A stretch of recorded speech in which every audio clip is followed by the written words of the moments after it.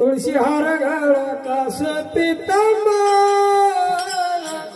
तुळशी हार गळा कास पितांबर तुळशी हार गळा कास पितांबर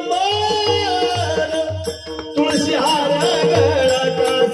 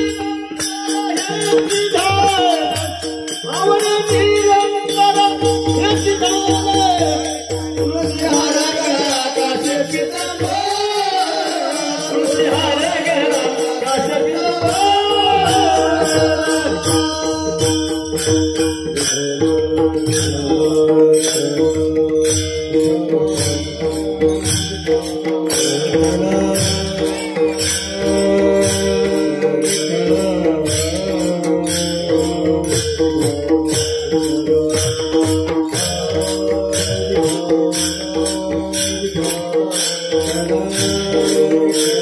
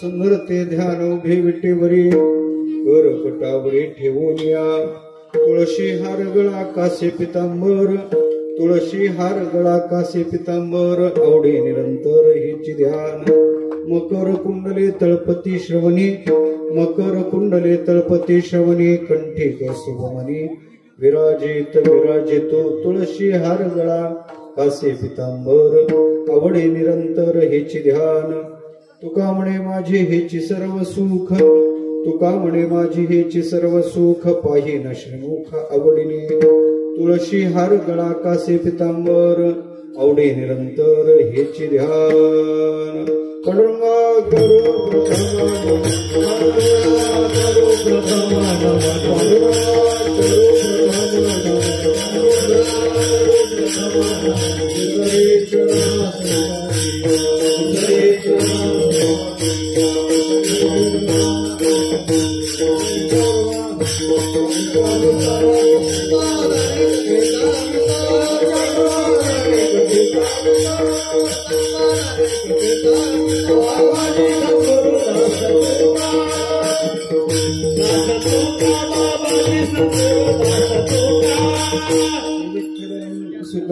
नवमाशुतोषं दिनेष्टपूषणं मगसहन्ति सिन्धुशोषं श्रीरुक्मिणी मतिमुषं पुरुषं परन्तं वन्दे दुरन्तचरितं हृदि सञ्चरन्तं ज्ञानेशो भगवान् विष्णु निवृत्तिर्भगवान् हरः सोपानो भगवान् ब्रह्मा मुक्ताख्या ब्रह्मचित्कला कथं यातोऽसि वैकुण्ठं मानवं देहमत्यजन् तुकाराम महासाधु कृपया ज्ञापयस्व माम् सम्पाद्य ज्ञानं च विधाय भक्तिं विलोकितो येन समाधिराजः वैराग्यवन्तं सुविचारयुक्तं नमामि जोगं शिरसा गुरुं तं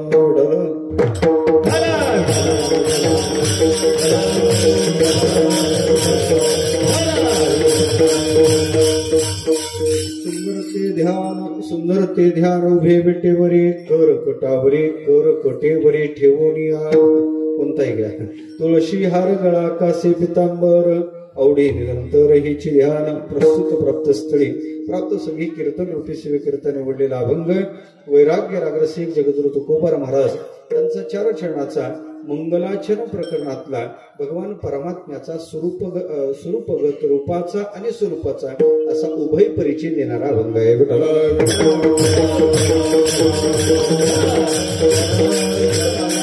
करण्यापूर्वी परिहार द्यायचा तो असा दरवर्षीप्रमाणे याही वर्षी मोठ्या आनंदात आपल्या नायगाव नगरीत चालू असणारा अखंड हरिनाम सप्ताह संत सद्गुरू श्री जगद्गुरु तुकोबाराम महाराज यांच्या सदेह वैकुंठ गमनाला 375 वर्ष अर्थात त्रिशतकोत्तर अमृत महोत्सवी वर्ष हे असल्या कारणाने संबंध भारतभर सध्या उत्सव चालू आहे। त्याचबरोबर वैकुंठवासी हरिभक्ती परायण हरिभाऊ रामभाऊ महाराज गायकवाड महाराजांच्या पुण्यतिथीचे औचित्य या उत्सवाला आहे आणि गेले 50 वर्षापासून म्हणजे सुवर्ण महोत्सवी वर्ष आपल्या गावात मोठ्या आनंदात भव्य दिव्य रूपात समस्त ग्रामस्थ मंडळ असतील सगळ्यांच्या सहकार्यात हा भक्ती उत्सव आरंभ झालेला आहे। गोड अशा प्रकारचं आयोजन या वर्षीचं औचित्य आहे। परमश्रद्धेय परमपूजनीय रामानाचार्य विदर्भ रत्न गोसेवक वारकरी भूषण श्रद्धेय आमचे संजय बाबा यांच्या पावन मुखातून आपण रामकथेचं पान करत आहात। रामकथा काय आहे, रामकथेचं श्रवण पूजनीय श्रद्धेय बाबांच्या मुखातून आपण करता भाग्याची गोष्ट आहे। परमश्रद्धेय परमपूजनीय श्रद्धेय दादांच्या मार्गदर्शनात हा भक्ती उत्सव चालू आहे। दिवसभर भरगच्च कार्यक्रम आहे। सकाळी कीर्तन, संध्याकाळी कीर्तन, गंधर्वासारखी गायक मंडळी आहेत, इंद्रासारखी वादक आहेत, वारकरी सगळी ही वारकरी महानुभाव मंडळी आहे। सर्वांच्या चरणी नतमस्तक होतो। आमचे हरिभक्तीपरायण आदरणीय खऱ्या अर्थानं पाहायचं झालं तर दिनकर बाबा आहेत, आदरणीय आमचे कुलदीप महाराज आहेत, त्याचबरोबर आमचे कृष्णा महाराज आहेत, आमचे गणेश महाराज आहेत, अधिक करून सर्व महाराज मंडळी सर्वांचा काही नाव उल्लेख मला प्रत्येकाचं नाव माहीत नाही पण अंतःकरणात आदरभाव प्रत्येकाच्या विषयी धारण करतो।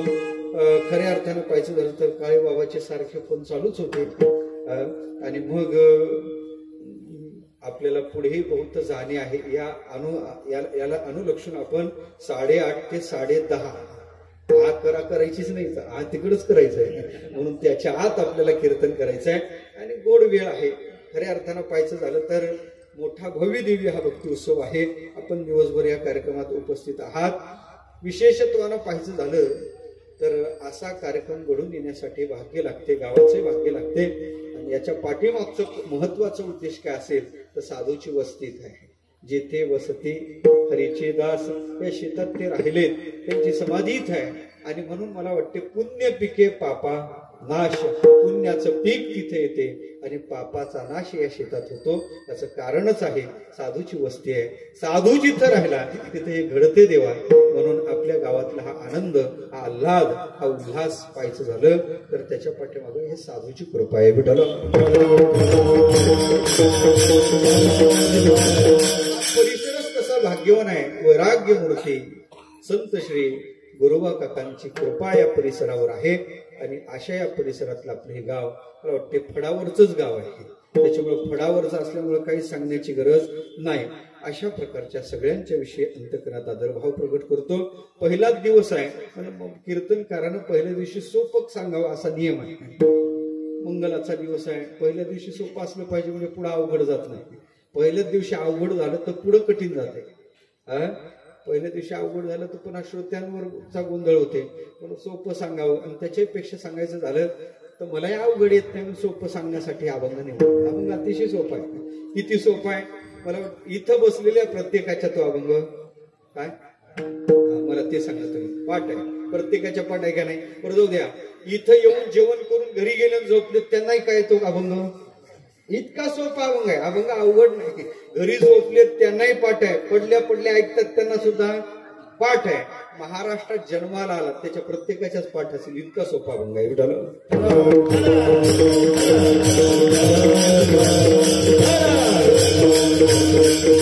सोपा आहे, अभंगाचा अर्थ सोपा आहे, अर्थही सोपा आहे। अभंग उच्चारल्याबरोबर अर्थ लक्षात येतो। वारकरी संप्रदायाच्या कोणत्याही साधनेला आरंभ करण्याच्या पूर्वी या अभंगाचा उच्चार केला जातो। सगळेजण हा अभंग म्हणतात का नाही? हरिपाठ म्हणायचा झाला तरी सुंदरते ध्यान, कीर्तन चालू करायचं झालं तरी, म्हणजे याचा अर्थ हा अति परिचयाचा अभंग आहे। अभंगही सोपा आहे, अर्थही सोपा आहे। मग सोपा का निवडला त्याचं सोपं उत्तर सांगितलं मी, अवघड येत नाही हे सरळ त्याचं उत्तर आहे। सोपा अभंग आहे। ऐका, या अभंगात जगद्गुरु तुकोबाराम महाराज देवाचा परिचय देतात, पांडुरंगाचा परिचय देतात, उपास्य परमात्म्याचा परिचय देतात। तुम्ही म्हणाल महाराज या अभंगात पांडुरंगाचं नाव कुठंच नाही, परिचय कसं काय म्हणता? अभंग पाहा, सगळं पाठ आहे आपल्याला। ऐकावं, विठ्ठल नाव आहे, पांडुरंग नाव आहे अभंगात। अभंग म्हणून पाहतो मी, सुंदर ते ध्यान उभे विटेवरी कर कटावरी आहे तुळशी हार गळा कासे पितांबर. हे सगळ्या अभंगाचा विचार करायचा झाला तर अभंगात देवाचं नाव कुठंच नाही, पांडुरंगाचं नाव कुठंच नाही. मग पांडुरंगाचा परिचय कशावर म्हणता त्याचं सरळ उत्तर देतो. असा दुसरा तिसरा विटेवर देवच नाही महाराज, असा देवच नाही म्हणतात तो खबर आहे. ऐसा विटेवर देव कोठे, अशी चंद्रभागा आहे का, असा भीमेचा काठ आहे का, आणि असा दुसरा तिसरा पांडुरंग दुसरीकडे आहे का विठ्ठल. या अभंगातली सगळी लक्षणं पांडुरंगाकडे लागतात म्हणून लक्षणाने त्याची सिद्धी होते. अलग लक्षात. आणि मला वाटते लक्षणं कळले का तुम्हाला देव कळते. मी देव तुम्हाला लक्षण सांगतो. असा देव आहे, 3 मस्तक आहेत, पाठीमाग गाय, पुढे श्वान झोपलेले आहेत, कुत्रे श्वान झोपलेले आहेत, रुद्राक्षाची माळा हातात आहे. कोणता देव आहे. मी फक्त वर्णन सांगितलं, नाव नाही सांगितलं, तुम्ही नाव सांगितलं. असा एक देव आहे. बाबांनी व्याघ्रांबर परिधान केलेला आहे, सापाचे हार गळ्यात आहे, जेटेतून एक पाण्याचा प्रवाह बाहेर पडलेला आहे. कोणता देव आहे. म्हणजे तुम्ही देव चांगले ओळखता. देवाचा परिचय तुम्हाला देवी सुद्धा ओळखील. ऐका, अशी एक देवी आहे, कमळात उभी आहे, हात असा केलेला आहे, आणि असा हात केल्यानंतर हातातून 1000-500च्या नोटा बाहेर पडत आहेत. 1000-500च्या महाराज 1000-500च्या नोटा देणारी लक्ष्मी सुद्धा रिजेक्ट भेटल.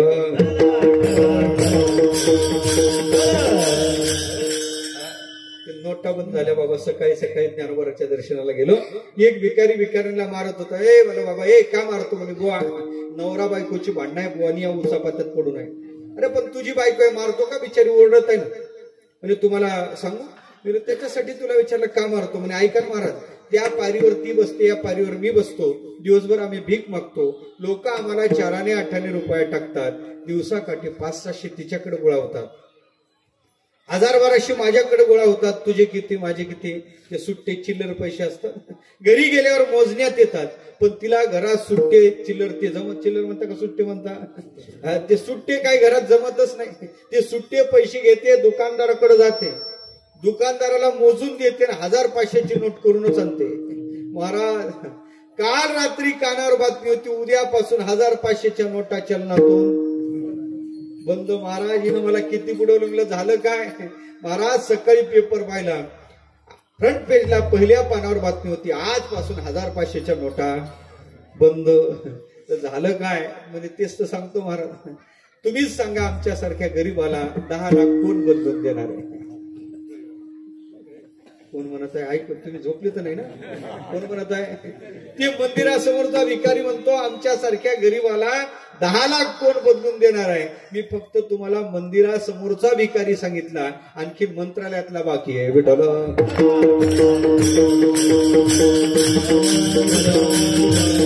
विषय चालला का लक्षणं कळले का देव कळते. तसं हे सगळी लक्षणं पांडुरंगाची आहेत. पण या अभंगात तुकोबर त्या पांडुरंगाचा, देवाचा, उपास्य परमात्म्याचा परिचय देतात. आम्हाला लोक भेटतात, आम्हाला देवाचा नाही भलते परिचय देतात. देवा त्याचाही देतात आणि देव नाही त्याचाही देतात. फिरते वेळेस कोणत्या गावात गेल्यावर सांगतात, महाराज आमचं घरभर का, आमचा भाऊ, आमचा मुलगा. मला वाटतं इथपर्यंत बोला परिचय ठीक आहे. याच्याही पलीकडे परिचय देतात. महाराज ही आमची बायको. काय गरज आहे का बोल परिचय द्यायची. तोही देतात तर वेगळ्या भागात वेगळा. काही भागात सांगतात महाराज ही आमची मंडळी आहे, काही भागात सांगतात महाराज ही आमच्या घरचे आहे. तिकडे खाली उतरलं, महाराज ही आमची लक्ष्मी. इकडे काय मला नाही कोणी दिला बाबाजी. इकडे काय परिचय काय म्हणतात. नाही आता तुम्ही नाही देणार. आलं का लक्षात. तिकडे खानदेशात गेलं, मनी बाईसे. गणेश महाराज तिकडे खाली उतरलं, मनी बाईसे. शहरात आलं, महाराज आमच्या मिसेस आहे. बायकोचा परिचय. चौकदारीकडे काय मंडळी का. बरोबर. असा परिचय भाग. मी एका घरी गेलो, ती माऊली दूध घेऊन आली, यजमान माझ्या शेजारी बसलेले. त्यांनी त्याच्या बायकोकडे बोट दाखवलं, मला विचारलं, महाराज ह्या कोण तुम्हाला माहित आहेत का. पहिल्यांदा तुझ्या घरी आलो, माहित असण्याचं कारण काय. मग त्यानं त्याच्या बायकोकडे बोट दाखवून मला तिचा परिचय दिला. म्हणे महाराज हे आपलंच बारदान आहे. बायकोचा मला असा परिचय झाला नव्हता, नाविन्यपूर्ण परिचय होता. मी मला इकडे तिला बारदान म्हणतात, याला काय म्हणतात ते कळलं पाहिजे. आपल्याला फिरावं लागतंय. मी थोडं थांबलो, तिच्याकडे पाहिलं, त्याच्याकडे पाहिलं. मग तिला विचारलं, ताई हे तुमचे कोण. आता ती त्याचीच बायको होती. बोलायला तेवढीच का मग तिने त्याच्याकडे बोट दाखवलं, मला त्याचा परिचय दिला. म्हणे महाराज हे आमचं ना भंगार आहे बेटाला.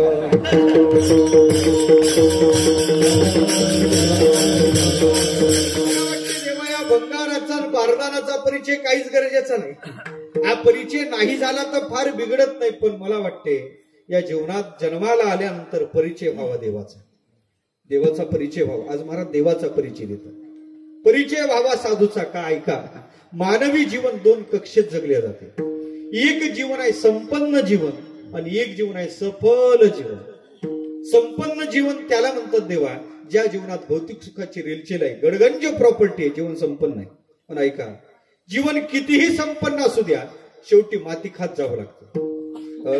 सर्वात संपन्नता रावणाची होती, पण एवढं होतं तरी त्याला कवडी नाही न्यायला जमलं. कितीही संपन्न जगा जीवन माती खात जाते. कोरोनातला प्रसंग आहे. 1500 कोटीचा मालक आहे. टीव्हीवर बातमी होती, कल्याणची घटना आहे. कोरोनात सापडला आणि तसाच गेला बाबा. पीपी किट मध्ये बांधून प्रेत आणलं, चितेवर टाकता टाकता प्रेत खाली पडलं. ज्यांच्यासाठी 1500 कोटी कमावले ते सुद्धा जवळ यायला तयार नाही. बांबुनी प्रेत कोटलं. बांबुनी किती कोटीवाल्या सांगत आहे मी तुम्हाला. ऐका, जीवन कितीही संपन्न जगा, शेवटी माती खात जावं लागते. पण जीवन संपन्न जगण्यापेक्षा जीवन सफल जगा. जीवन सफल कशाने होत असेल तर त्या सफल जीवनासाठी तुकोबार सांगतात देवाच्या परिचयाची गरज आहे. म्हणून तो तुकोबार म्हणतात, या जन्माची सार्थकता जर कशात असेल,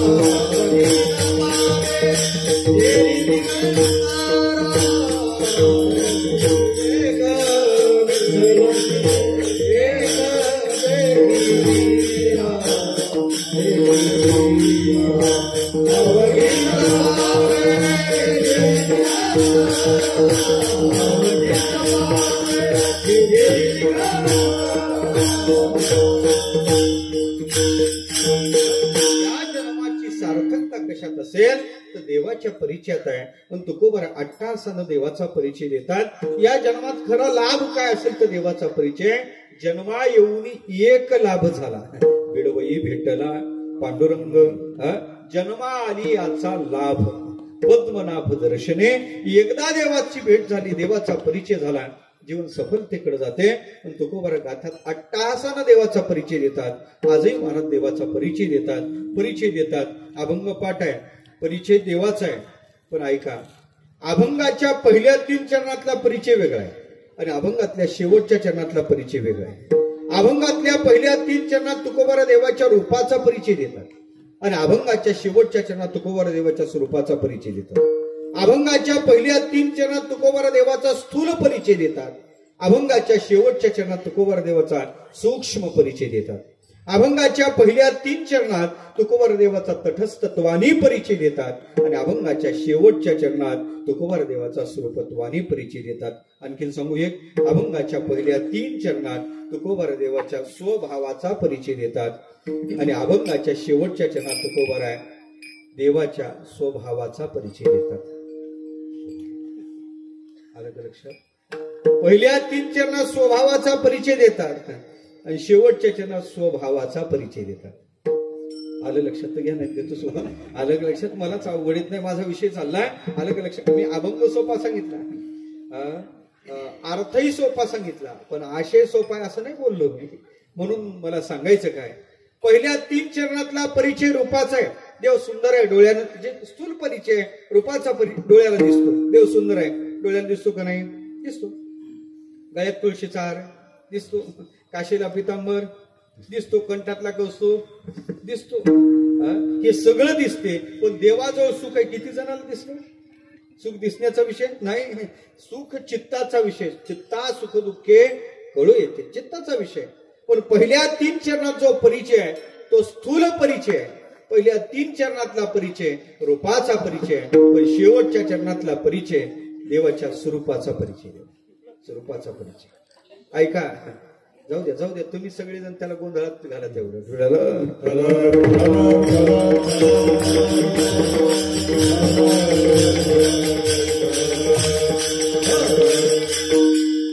काळ पुत्रही नव्हतं म्हणून ते येऊन गेलं बिचार, हजेरी लावून गेलं ते. आलं लक्षात. ऐका, जा रे बाबा जा.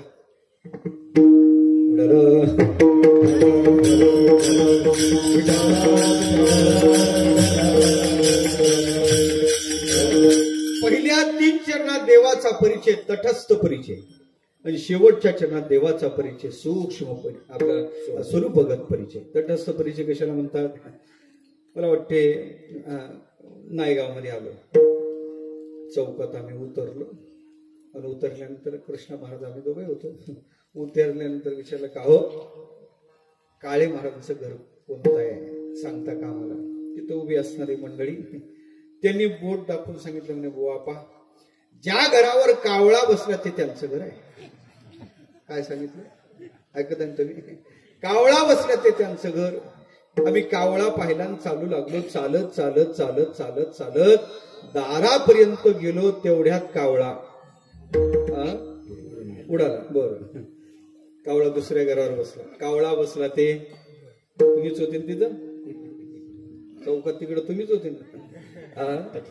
कावळा बसला ते त्यांचं घर म्हणल्यानंतर दुसऱ्या घरावर कावळा पाहिला, तिथे गेलो. तिथपर्यंत जाईपर्यंत तो कावळा तिथूनही उडाला. घ्या ना आता गावात किती घर आहेत तेवढं. कावळा 3ऱ्या घरावर गेला, आम्ही 3ऱ्या दारात गेलो. कावळा बसला ते त्यांचं घर समजून. तो कावळा विचारात पडला, हा बगळा आपल्या मागं काय करतो?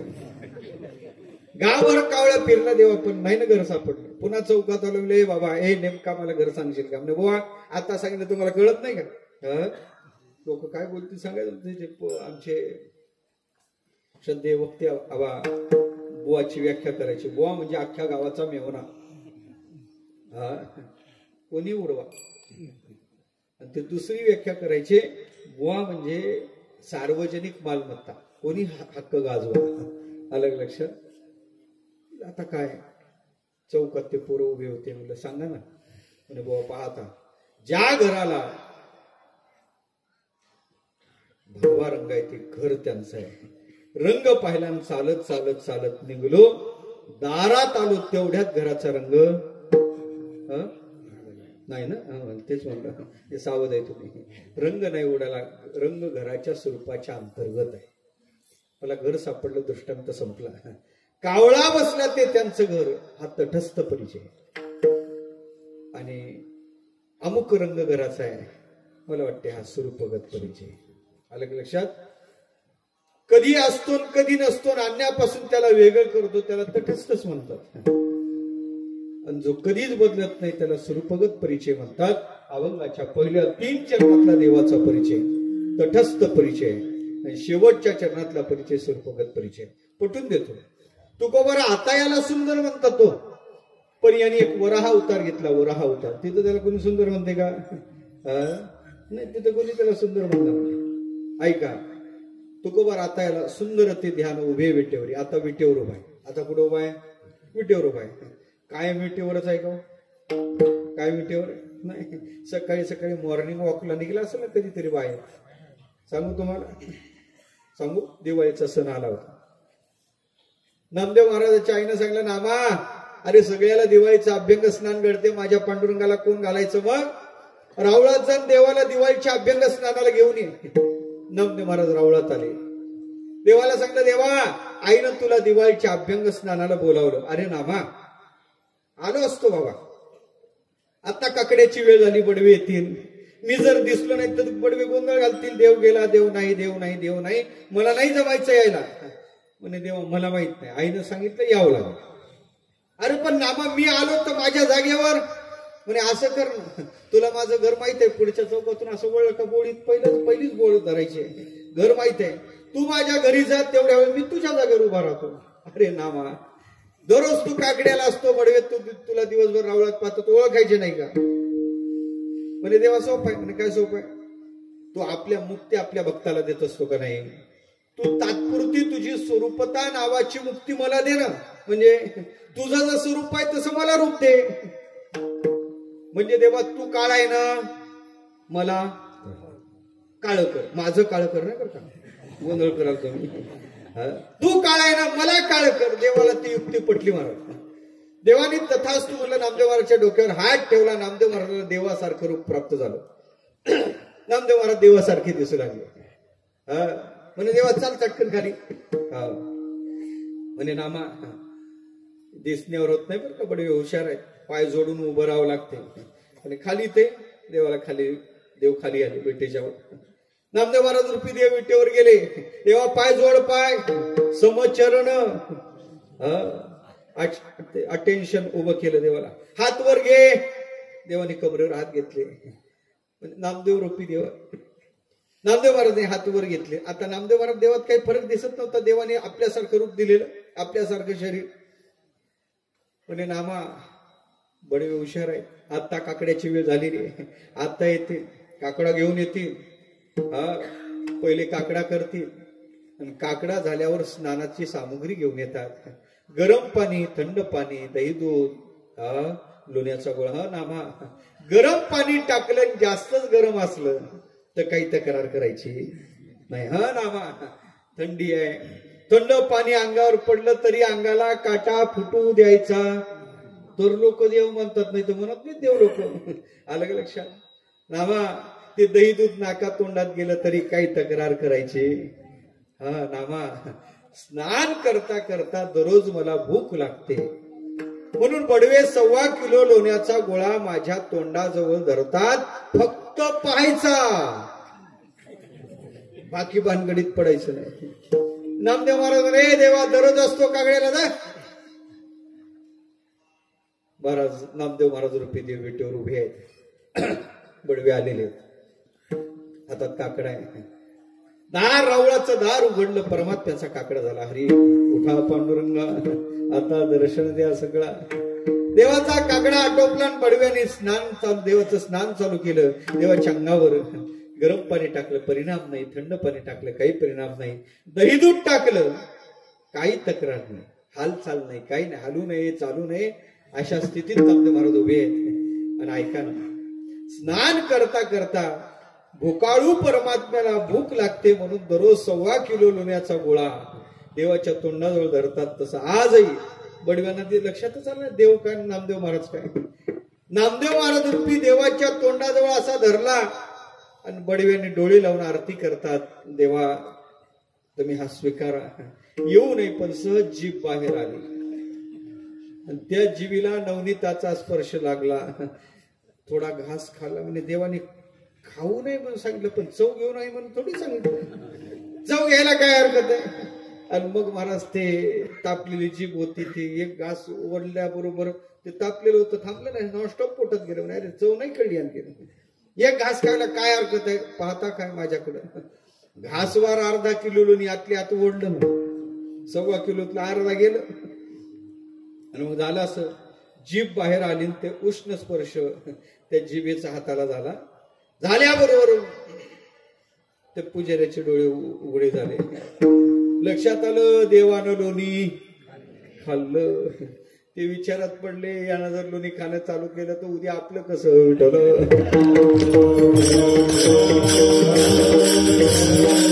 विषय चांगला. कधी देव विटेवर उभा आहे आणि कधी नामदेव महाराजच्या घरी आहे. अखंड विटेवर कुठे आहे, अन्य अवतारात कुठे आहे. उभे विटेवर परिचय कायमचा नाही.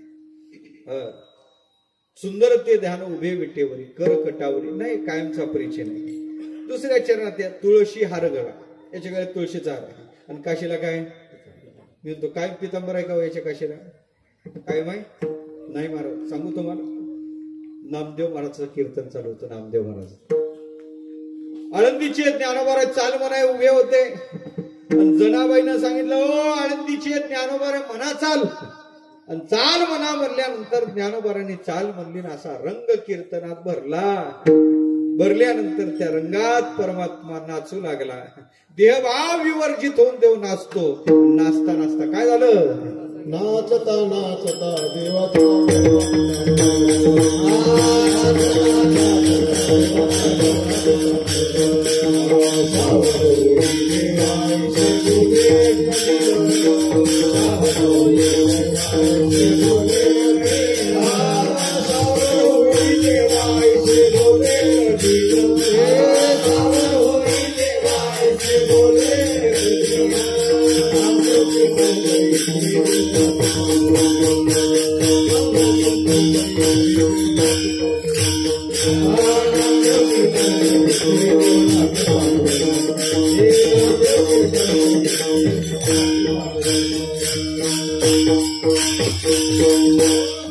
नामदेव महाराजचं कीर्तन चालू आहे. नामदेव कीर्तन करी पुढे देव नाचे पांडुरंग. नाचता नाचता देवाचा गळला कधी कासे पितांबर कधी गळला पितांबर. मग कबीरजी होते उभे. हो कबीरजी होतो देवा जरा खाली पा सावध व्हा. मला वाटते तेव्हापासून कीर्तन करायची ही व्यवस्था आहे बरं का. ही व्यवस्था म्हणजे जास्तच रंग भरला आणि गायकाने जास्तच गायन केलं तर बुवा रंगून नाचू लागला तर पुढची फजिती होऊ नये म्हणून ही एक व्यवस्था आहे. आलं लक्षात. नाचता नाचता देवाचा कधी देवाच्या कासेला पितांबर आहे आणि कधी गळला पितांबर. कायम आहे का काशेला? नाही. पण हाही तटस्थच परिचय. तिसऱ्या चरणात महाराज म्हणतात कंठी कौस्तुभमणी विराजित. तो कायम कंठात आहे का? नाही. कधी कंठात आहे आणि ते भृगु ऋषी परीक्षा पाहायला आल्यानंतर कंठातला फेडला आणि हातात घेतला. फेडीला कौस्तुभ घेतला हाती. कौस्तुभनी कंठातला काढला आणि हातात घेतला. कायम हा कंठात नाही. याचा अर्थ पहिल्या 3 चरणातला परिचय कायमचा नाही. तात्पुरता परिचय, तटस्थ परिचय. पण शेवटच्या चरणात तुकोबा म्हणतात तुका म्हणे माझे याचे सर्व सुख. मला विचारायचं आहे सुखाला सोडून देव कधी आहे? सुख म्हणजे देव, देव म्हणजे सुख. म्हणून तर आमच्या सगळ्या संतांनी सांगलं माझ्या पांडुरंगासाठी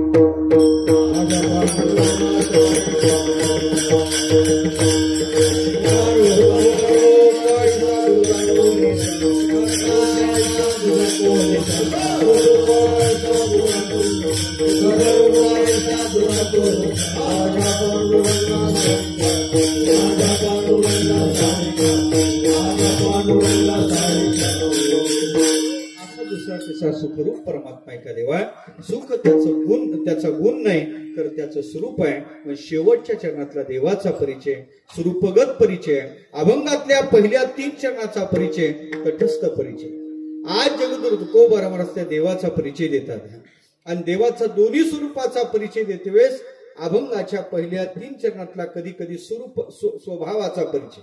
स्वभावाचा परिचय प्राकृतिक गुणाचा म्हणा आणि स्वभावाचा म्हणजे स्वचा जो भाव आहे स्वरूपगत भाव त्याचा परिचय देतात. हा परिचय देतेवेळेस प्रथम महाराज म्हणतात हा परमात्मा सुंदर आहे. ते विशिष्ट प्रकारचं ध्यान आहे आणि ते विटेवर उभं आहे. अभंगाचं सुंदर ते ध्यान उभे सुंदर ते ध्यान उभे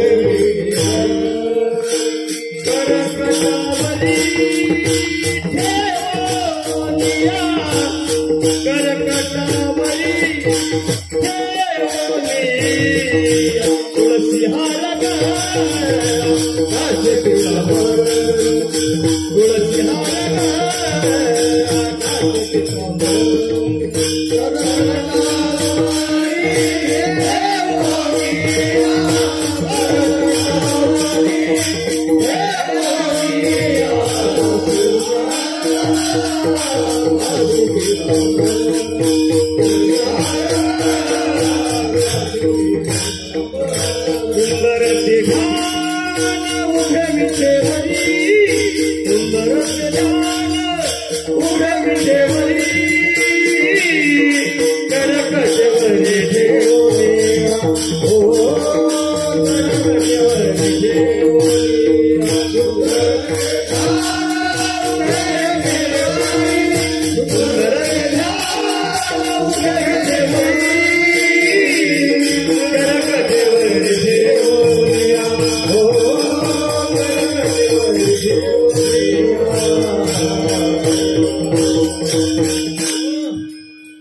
पहिल्याच चरणात महाराज देवाचा तटस्थ परिचय देतोय. पहिला शब्द वापरतात हा परमात्मा सुंदर आहे. काय शब्द आहे? सुंदर. आता माझा प्रश्न तुम्हाला आहे, तुकोबार म्हणतात देव सुंदर आहे.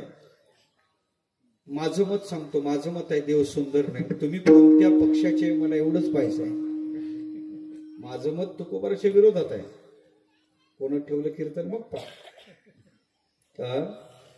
माझं मत आहे देव सुंदर नाही. तुकोबार म्हणतात देव सुंदर आहे.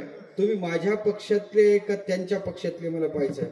देव सुंदर आहे का अपक्ष? तुकोबाराच्या पक्षातले सुंदर आहे. बरं, तुम्ही ते पक्षाचा सिंबॉलच आहे तुमच्याकडे विचारण्याची. बरं, बदलू नका. पण सुंदर आहे. तुम्ही तुकोबाराच्या पक्षात का तुमच्या गळ्यात ते सिंबॉल दिसते पक्षाचं, तुमच्या नादीच लागणार नको. इकडे आमचं गिऱ्हाईक का हो बाबा देव सुंदर आहे. मागचे तरुण मंडळ देव सुंदर आहे. तुम्ही तुकोबाराच्या पक्षातले. एकंदरीत तुम्ही जवळजवळ 100%च का? बरं, पण बाबा मी काही कमी नाही. 1-2 तरी फोडून नेतो. पाहतो. आता मी तुम्हाला विचारतो, तुकोबारा म्हणतात देव सुंदर आहे पण तुम्ही त्याच मताचे, बरोबर आहे ना? आता माझा प्रश्न तुम्हाला असा आहे, सौंदर्य शास्त्र सुंदर काळ्या रंगाला म्हणते का गोऱ्या रंगाला? जरा सावधतेने उत्तर द्या. अंगलटीला अशी उत्तर द्या.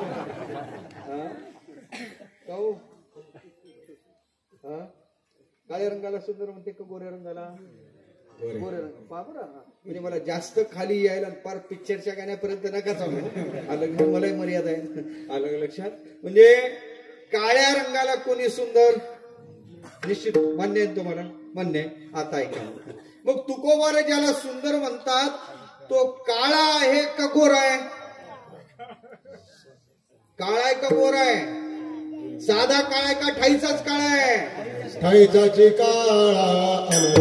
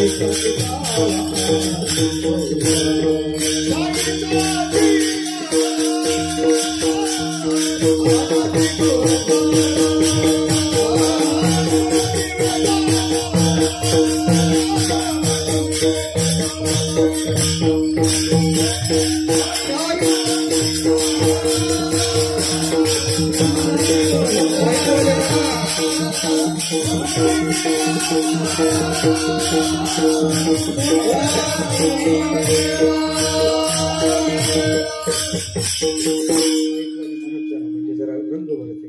आलं लक्षात? ठाईचाची काळा अनादी बहुकाळा म्हणून वेदा चाळा लावेला. मग ज्याला तुम्ही सुंदर म्हणतात तो काळा आहे का गोरा? उत्तर आलं ज्ञानोबाऱ्याकडून साधा काळा नाही. कसा काळा आहे? ठाईचाच काळा आहे. ठाईचाच काळा. कळला का तुम्हाला? काही वरचे काळे असतात आतले बरे असतात. काही वरचे बरे असतात आतले काळे असतात. काही वरही काळे असतात आतही काळेच असतात. कोळसा माहिती आहे तुम्हाला?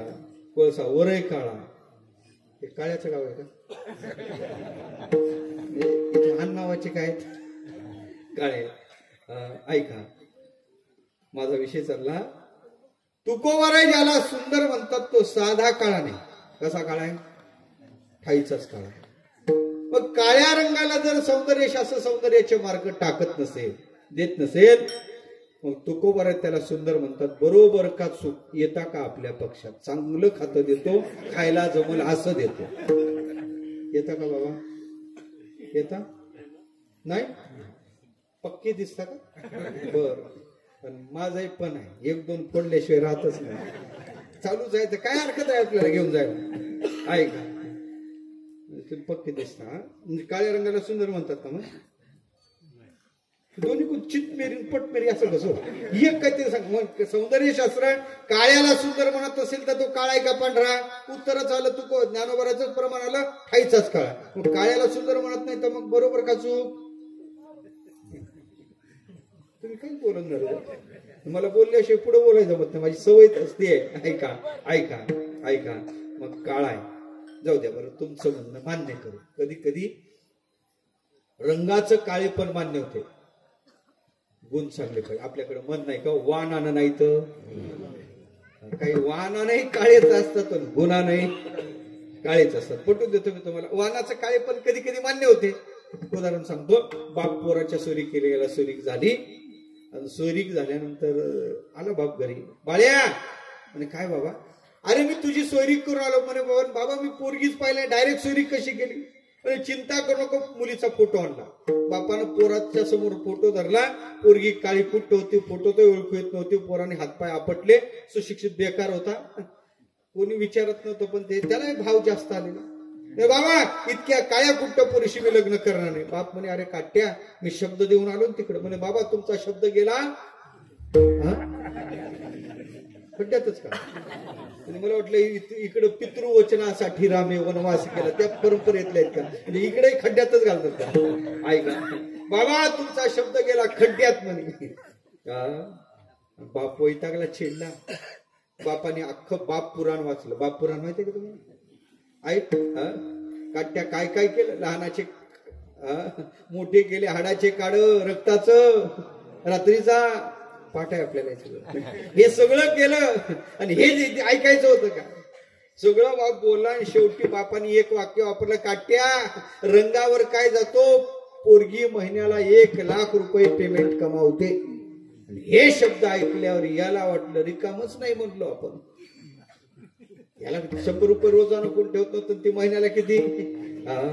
मग ते हातपाय त्यानं विचार केला. अर्धा तास डोकं खाजवलं. आपण उगच नाही म्हणलं. वाटलं त्याला. अर्ध्या तासानं उठला, पाण्याचा पेला भरला, बापाच्या जवळ आला, ग्लास हातात दिला. म्हणे बाबा खरंच रागावले का तुम्ही? खरंच रागावले का? मग तुम्ही शब्द दिलाच ना विडल.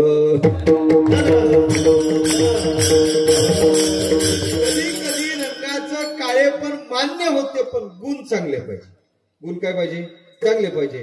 तुकोबारा ज्याला सुंदर म्हणतात तो रंगाने काळा आहे, ठाईचाच काळा आहे, रंगानं काळा आहे. मग गुण चांगले असतील म्हणून त्याला सुंदर म्हणत असतील. याचे गुणही सुंदर नाही महाराज. खरं सांगू का, याच्या ठिकाणी सगळ्यात मोठा अवगुण आहे. याचं पोट घरच्या भाकरीवर भरतच नाही. मग याच्या ठिकाणी मोठा अवगुण आहे. चोरी करतो पोट भरतो. तुझे ठिकाणी अवगुण मोठा आणि चोरी करून. चोरी गुण चांगलाय का? माता भगिनीला विचारतो. तुम्ही देवाला नवस केला का आमच्या उदरी देवा चोरी होऊ दे म्हणून? नाही ना. मग चोरी गुण जर चांगला नसेल तर गुण कधी चांगला येतो? आणि बरं चोरातही 2 प्रकार आहे, अट्टल चोर आणि गुलटा चोर. सांगू का तुम्हाला? हा अट्टल नाही, गुलटा आहे. नाही अट्टल आहे. गुलटा कोणता? एक म्हणे महाराज आमच्या गावात वर्षातून एकदाच सप्ताह होते, पण आमचं म्हातारं घरात कोणाला चप्पल घेण्याचं कामच ठेवत नाही. लवकर लक्षात तुमच्या. याला गुलटा प्रकार म्हणायचं. काय म्हणायचं? गुलटा प्रकार म्हणायचं. आलं लक्षात? हा गुलटा नाही, हा मोस्ट वॉन्टेड आहे. Most wanted. ऐसा पुराण प्रसिद्ध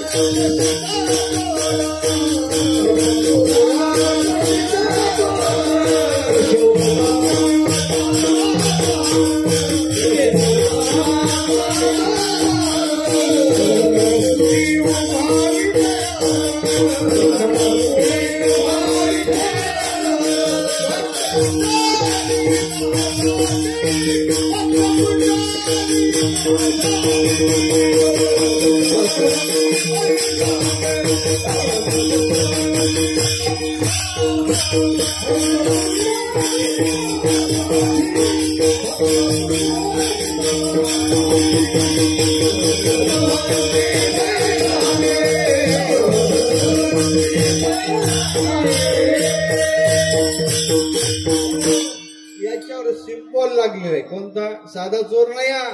मोस्ट वॉन्टेड पोलीस स्टेशन मध्ये येत नाही का लिस्ट असते, म्हणजे यांच्यापासून सावध. यात्रा असली का यांच्यापासून बोर्डच लागते त्यांचे, फोटोचं नावाचं अलग लक्षात. पोटावर असं ते पाटी लावलेली. हा मोस्ट वॉन्टेड चोर आहे. कोण करा काय, कोण घेतली तारीख मग पण तेवढं तर चालावं लागेल का नाही? फोडायचे म्हणल्यावर एवढं तर प्रचार करावा लागेल का नाही? हा पहिला आहे हा रंगानं काळ आहे म्हणून सुंदर. म्हणजे गुणाचा विचार करा. गुणाचा हा चोर आहे आणि साधा चोर नाही, अट्टल चोर आहे. अट्टल चोर आहे म्हणून आमच्या जनाबाई म्हणतात मी पंढरपूरचा देव नाही धरला बाबा, मी पंढरपूरचा चोर धरला, धरीला पंढरीचा चोर. पंढरपूरचा चोर आहे. तुम्ही जात असता का पंढरपूरला? जात असता? जात जाऊ नका. विरोधात एवढं सांगावं लागेल ना. जात असता का? जात जाऊ नका. महिन्यात चाललेत का? त्याची साथीदार तर नाही ना. जात जाऊ नका म्हणलं. बाबा जात असता का पंढरपूरला? जात जाऊ नका पंढरपूरला. मी सांगतो या आपल्याकडे, आपल्या पक्षात या. जात जाऊ नका पंढरपूरला. मी बोलत नाही, तुम्हाला पुरावा देऊ का? पुरावा देऊ? तुकोबारच म्हणतात तिथं जाऊ नका, गेलेले वापस येत नाही, ते चोर चोरूनच घेतो त्याला. तुकोबारच म्हणतात तिथं जाऊ नका, तेथे जाऊ नका, कोणी गेले नाही आले परतोनी. तुकोबार अनुभव सांगतात, तुका पंढरीशी गेला आणि पुन्हा जन्मा नाही. जाता का तरी? जाता तरी? आणखीन हायकोर्टाचा निर्णय देऊ का तुम्हाला? हायकोर्टाचा अद्वैत सिद्धिकार मधुसूदन सरस्वतीच्या मुखातला श्लोक आहे. ते अद्वैती सिद्धी करते, फार मोठे माणसं. ते सांगतात, काय म्हणतात? हे पंथिकानं पंढरीला जाऊ नका. त्यांच्या मुखातला श्लोक आहे, मा यात पंथा पथिभिमरथ्या दिगंबरा कोपी तमाल निलहा विन्यस्त स्तोपी नितंब बिंबे धूर्त समाकर्षित चित्तवृत्ती. त्यांच्या मुखातला श्लोक आहे, हे पंथिकानो मायात पंथा, या वाटेला तुम्ही जाऊ नका, या पंथाला तुम्ही जाऊ नका. मायात पंथा म्हणजे कुठं महाराज? पथिभिमरथ्या, भीमरथी नदीच्या काठावर तुम्ही जाऊ नका. म्हणजे का? कोपी कोणीतरी आहे. कसं आहे? तमाल निलहा, तमाल वृक्षाच्या निळ्या रंगाप्रमाणे त्याचा रंग आहे. विन्यस्त स्तोपी नितंब बिंबे, त्याने दोन्ही आपले हात मोकळे आपल्या नितंबावर म्हणजे कमरेवर ठेवलेले आहे आणि तो धूर्त आहे म्हणजे चोर आहे. करतो काय? समाकर्षित चित्तवृत्तीम, तुमचं चित्तच चोरतो. म्हणून तुम्ही मायात पंथा, या वाटेला तुम्ही जाऊ नका. हे अद्वैत सिद्धी करत्याचं म्हणणं आहे. त्यांनी सांगितलं, माझा अधिकार माहित आहे तुम्हाला, मी कोण आहे? मी कोण आहे माहित आहे? अद्वैत विधिकै उपास्या सुराज्य सिंहासन लब्ध दीक्षा. मी अद्वैत मार्गाचा उपासक आहे. सुराज्य सिंहासनावर माझी नियुक्ती झाली. एवढा मोठा सार्वभौम राजा असून सुद्धा त्या शटाने म्हणजे त्या चोराने मला चोरून नेलं, पण माझं सर्वस्व हरण केलं. हे स्वतःचा अनुभव सांगतात. मला सांगायचं काय? एवढ्या मोठ्या माणसानं सांगितलं, ते तर आहे का? जाता का आता? या आपल्या पक्षात एवढा विरोधात प्रचार केल्यावर तर या. नाही तुम्ही महाराज मंडळी येता का तिकडले? नाही पक्क दिसत, पक्षाचं गाव दिसते. आलं का लक्षात? पलटाना दिसत नाही. देतो ना काय तुम्हाला रात्री पोचून येता का? नाही. आणखीन एक प्रयत्न करतो बाबा, घड्याळ पुढे चाललं तसं मी एकच चरण सोडतो, बाकीचं सोडतोच. एक चरण सोड, बाकीचं. कारण 2 तास महाराज अभंगावर बोलला तरी लोक म्हणतात आज महाराजांनी अभंग सोडला. आणि अलीकडल्या प्रथेनुसार 2 तास महाराज अभंग सोडून बोलला तरी लोक म्हणतात आज महाराजांनी पार अभंग सोडूनच दिला, सोडलाच. मग मी दोन्हीकडे बसण्याचा प्रयत्न करतो. ते आमचे जगन्नाथांना पवार होते. एकदा त्यांच्या समोर 2 माईक होते, एक चालू होता आणि एक बंद होता. एक माईक चालू होता, एक बंद होता. त्यानं लक्षात आलं एक माईक चालू आहे एक बंद आहे. त्याने कोटी केली. यातला एक माईक चालू आहे आणि एक माईक चालू आहे.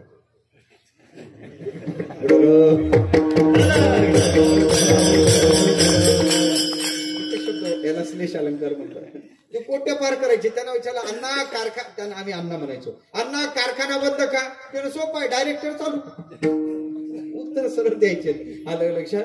ते फार कोट्या करत. त्यांना विचारलं का अण्णा एवढ्या कोट्या कशी करता तुम्ही? सोपं आहे, तुम्ही सगळेजण एक एक लक्ष देता कोटी सहजच होते.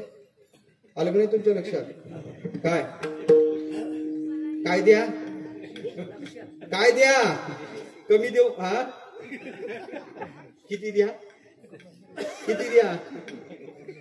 एक एक लक्ष द्या. अहो संस्थेचं काम चालू आहे ना. वक्ता काय म्हणतो इकडे काय करा? लक्ष द्या. काय द्या? लक्ष द्या. मग एवढ्याच लक्ष एकत्र आल्यावर कोटी सहज सुटतो. आलं लक्षात? वक्ता तो वक्ताची नव्हे श्रोते न भिन्न. आलं लक्षात? माझा विषय या विनोदाचा भाग सोडून द्या. विषय चालला का हा काळ आहे सुंदर नाही. गुणाचा विचार करायचा झाला तर हा चोर आहे म्हणून चोरी हा गुन्हा सुंदर नाही. आणि आणखीन एक सांगू का? आता माझा प्रश्न तुम्हाला ऐका. शेवटचा प्रयत्न करतो. माणसानं खोटं बोलावं का हा माझा प्रश्न आहे. पण आठ एवढीच आहे, आतापर्यंत जो कधीच खोटा बोलला नाही त्याने उत्तर द्यायचं. आणि त्याच्या पुढचं ऐका. मी बहिर आहे, मला ऐकायला कमी येते, जोरात उत्तर द्या. मलाही कळलं पाहिजे हरिश्चंद्राची परंपरा या गावात कोण चालवते. आठ आले प्रश्न लक्षात आला का तुमचा? प्रश्न एवढाच आहे, माणसाने खोटं बोलावं का? कंसात 8 आहे. आतापर्यंत जो कधीच खोटा बोलला नाही त्याने उत्तर द्यायचं. आता सांगा मला, माणसाने खोटं बोलावं का?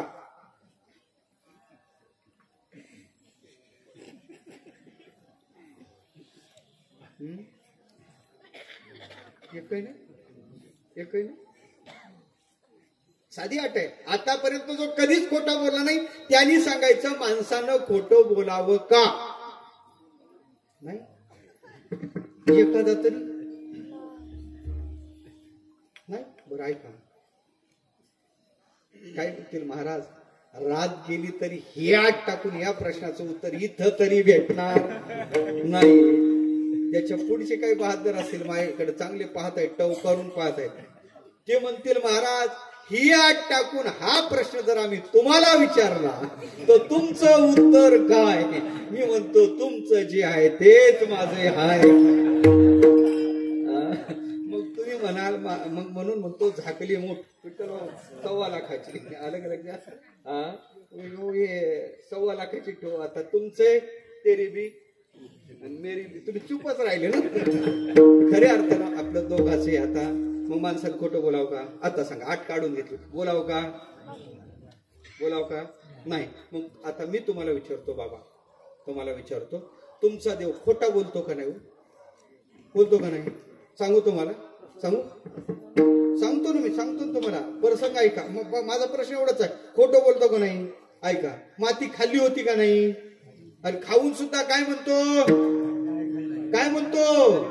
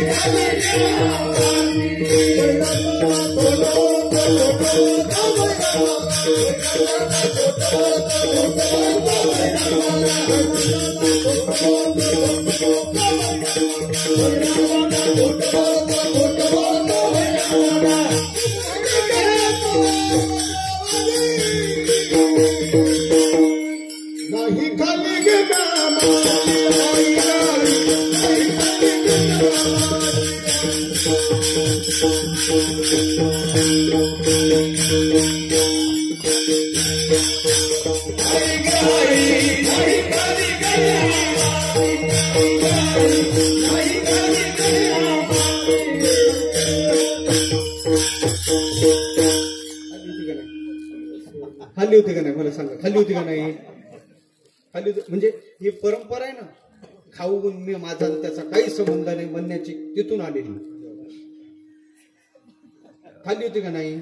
खरं सांगा. खाल्ली होती का नाही? मग या ना आपल्या पक्षात देतो चांगलं पण. हा आता तरी तुम्ही काय पालटणारे दिसत बाबा. डिपॉझिट जप्त होण्यापेक्षा अर्ज वापस घेतलेला या गावात काय आपलं चालू. मग अर्ज माघारी. पण ऐका ना, मला तुमच्या पक्षात घेता का? तुमचा प्रचार करतो घेता का? नाही आता विरोधात होतो ना. पण काय असं चालते आमचं, इकडे जाणं तिकडे जाणं. घेता का? तू फक्त एक करा, मागच्या क्लिप आणि आताच्या क्लिप लावून देऊ नका. प्रचार तुमचा करतो पण मागच्या क्लिप आणि आता ते मीडियाला फार घाण सवय. मागचं आताचं, मागं काय बोलले होते ना आता काय बोलले, दोन्ही लावूनच देतात. आलं का लक्षात? मग काय म्हणतील महाराज, हेच सांगायचं होतं, आमचंच सांगायचं होतं. असा द्रविडी प्राणायाम केला कशासाठी? त्याचं उत्तर देतो. माता भगिनी पूर्वी जात्यावर दळायच्या, जात्याला खुंट राहायचा. आता राहिले नाही ते जाते, खेड्यात असतील. मग ते खुंट पक्का करतोस ती माऊली त्या खुंट्यावर ठोका टाकायची, खुंट हलवायची, पुन्हा ठोका टाकायची, पुन्हा हलवायची. मी म्हणलं मावशी खुंट पक्का करायचं तर ठोकाच टाकणं, हलवते कशाला? ते म्हणे महाराज हलवल्याशिवाय खाच्यात खाचा बसत नाही, ठोका टाकल्याशिवाय पक्का होत नाही. हलवलाच पाहिजे खुंट. हलवून खुंट आधी करावा बळकट, मग तयाच्या आधारे, त्याच्या आधारावर दळण होते. मला वाटते तसंच आहे. अभंगावर चिंतन करते पहिले खालूनच खुंट पाहिला पाहिजे.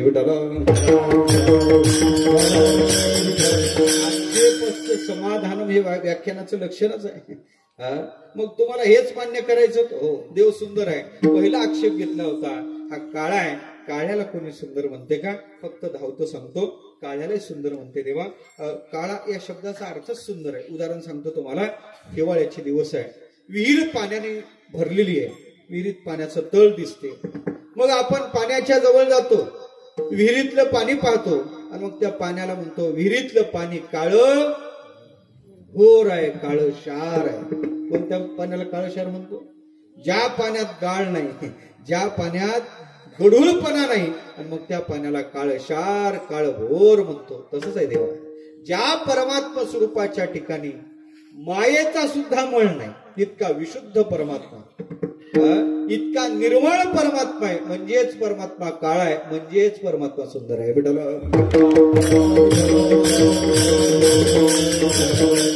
दुसरा शंका घेतली होती, वाहनानं जाऊ द्या, गुणाचा विचार केला होता. चोर आहे, चोर काय आहे? चोर आहे, चोऱ्या करतो, चोरी गुण चांगला आहे का? देवा ह्या गुणाने चांगला आहे. कशावर म्हणता? याची बायको म्हणते याचे गुण चांगले. उदाहरण देतो ना तुम्हाला. एखाद्या नेत्याचा भ्रष्टाचार ऐकला का तळपाची आग मस्तकात जाते. आणि याच्या चोऱ्या ऐकायला स्वतंत्र एक दिवस ठेवतो का नाही? कोणता? त्या दिवशी सगळे दुःखी राहतात. मग सगळ्याला काय होते? आनंद होते देवा. मग याच्या चोऱ्या ऐकल्यानंतर जर दुःख जात असेल तर चोरी कशी वाईट म्हणता? मधुराधिपती अखिलम मधुरम, त्याचं सगळं मधुर आहे. आणि ऐका ना, तो चोरी कशाची करतो? चोरी कशाची करतो? तर तो चोरी दुसऱ्या तिसऱ्याची करत नाही, तो चित्ताची चोरी करतो, चित्ताची चोरी करतो. सावळे रुपडे चोरटे चित्ताचे, चित्त चोरी येले नंदाच्या वंदने. मला सांगायचं काय? तो चित्त चोरतो. चित्त कोण चोरतो? ज्याचं रूप रमणीय कमनीय आहे, ज्याचे गुण आल्हाददायक आहे, ते चित्त चोरतो. परमात्मा चित्त चोरतो. हा गुणांनी चांगला आहे. कशावर म्हणता? रुक्मिणी माता स्वतः सांगते.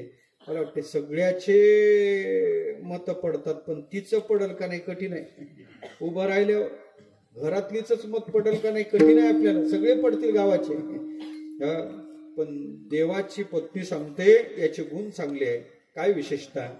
रुक्मिणी मातेच्या मुखातले शब्द आहेत, तुझे देवा गुण ऐकले, कानाच्या छिद्रातून ते गुण माझ्या हृदयात प्रविष्ट झाले, आणि परिणाम काय झाला? माझ्या अंतःकरणातला ताप निवृत्त झाला. रुक्मिणी मातेच्या मुखातले शब्द आहे, श्रुत्वा गुणान भुवन सुंदर शृण्वतांते निर्विश्य कर्ण विवरे हरतोंग तापम. देवा तुझे गुण, श्रुत्वा गुणान, तुझे गुण ऐकले. निर्विष्य कर्ण विवरे, कर्णाच्या छिद्रातून ते आत प्रविष्ट झाले आणि परिणामता माझ्या अंतःकरणातला ताप गेला. तो गुण जर तापाची निवृत्ती करत असतील तर त्याला वाईट कसं म्हणतात. पण परमात्म्याचे गुण सुद्धा सुंदर आहे. गुणांनी सुद्धा, गुणाची राशीच परमात्मा आहे पण गुणांनी सुद्धा सुंदर आहे. रूपानेही देव सुंदर आहे पण गुणांनी सुंदर आहे. म्हणून तुकोबार म्हणतात हा परमात्मा सुंदर आहे. आणखीन या शब्दाचं थोडं चिंतन करतो. गड्याळ पुढे गेलं. संप्रदायाच्या नियमपूर्वक मोठ्या प्रमाणात टाळी वाजून एकदा भजन करू. राहिलेले बाकीचं चिंतन करू.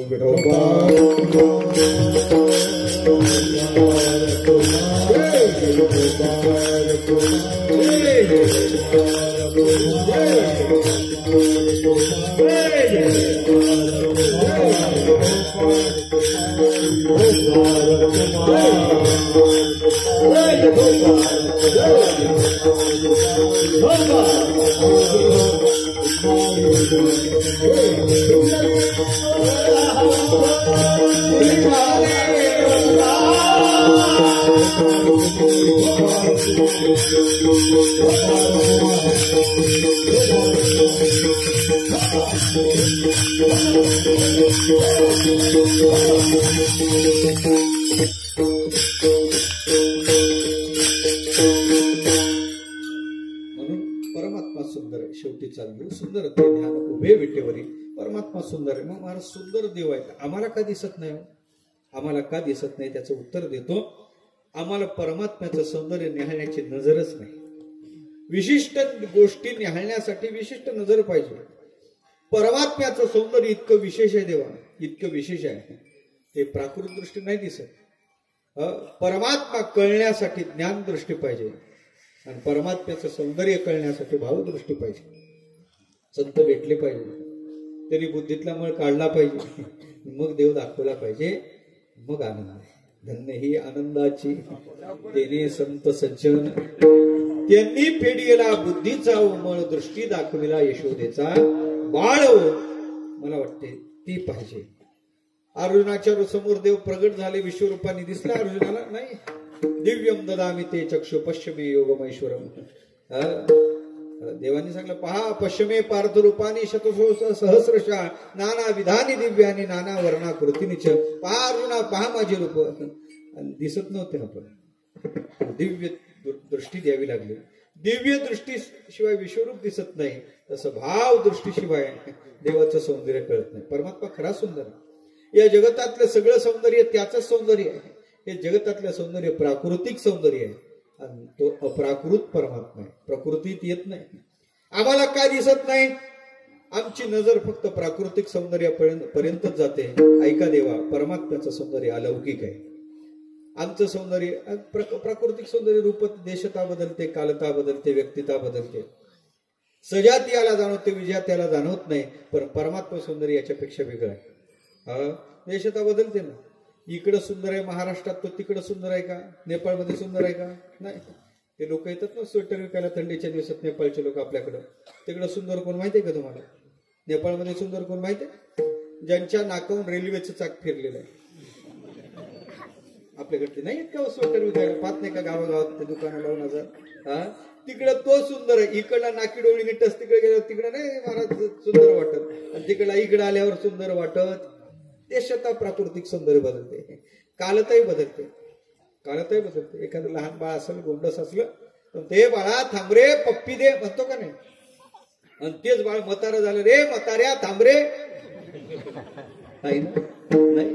याचा अर्थ आहे प्राकृतिक सौंदर्य कालताही बदलते. एक म्हातारी गेली मार्केटमध्ये आरसा आणायला. आरसा घेतला. ए म्हणे बाबा, याच्यापेक्षा भारीचा दाख.